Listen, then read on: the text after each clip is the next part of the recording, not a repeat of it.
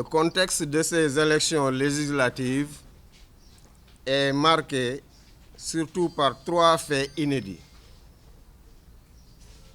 Premièrement, pour la première fois au Sénégal, le Sénégal est confronté à une pléthore de candidatures, 47 listes en compétition, obligeant la Sénat de proposer la modification du code électoral à seulement 1 mois du scrutin.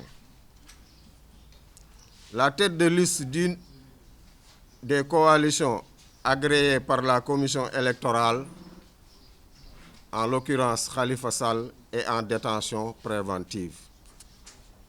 Et troisièmement, les cartes d'identité biométrique de la CEDEAO faisant office de carte d'électeur devant permettre aux citoyens sénégalais d'accomplir leur devoir électoral ne sont pas toutes disponibles, obligeant les autorités politiques à proroger pour la énième fois la validité des anciennes cartes. Il est donc impérieux que les autorités prennent des dispositions idoines pour que les citoyens et les citoyennes puissent accomplir leur droit de vote et que les autres parties prenantes soient conscientes de leurs lourdes responsabilités. Il faudrait, par-dessus tout, que les règles du jeu démocratique, notamment celles contenues dans la loi électorale, soient strictement respectées.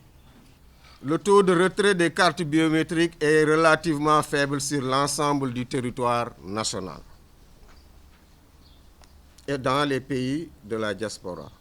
Au niveau national, il est estimé à 57,51% par rapport aux cartes disponibles et 39,05% par rapport au total des inscrits. On a noté une absence quasi totale des représentants des partis ou coalitions de partis dans les commissions de retrait. Les représentants de la Sénat sont toujours présents dans ces commissions. 4. La production de cartes biométriques ne semble pas suivre une certaine chronologie, c'est-à-dire que les premiers inscrits ne sont pas toujours les premiers dont les cartes sont disponibles. Les citoyens n'ont pas suffisamment d'accès à l'information concernant la production et la disponibilité de leurs cartes. Un numéro vert gratuit 800 00 2007 existe, mais ne satisfait manifestement pas la demande. Beaucoup de personnes sont découragées après des allers et retours incessants pour retirer leurs cartes. 8. Des erreurs sur les noms, les lieux de vote, sur les photos des électeurs ont été signalées. C'est comme à Koutiaba Wolof, exemple. En plus de ces omissions signalées par des représentants de coalitions à l'étranger, compte tenu donc du peu de temps qui nous sépare des élections, nous avons peur que toutes ces erreurs et omissions ne puissent être corrigées à temps.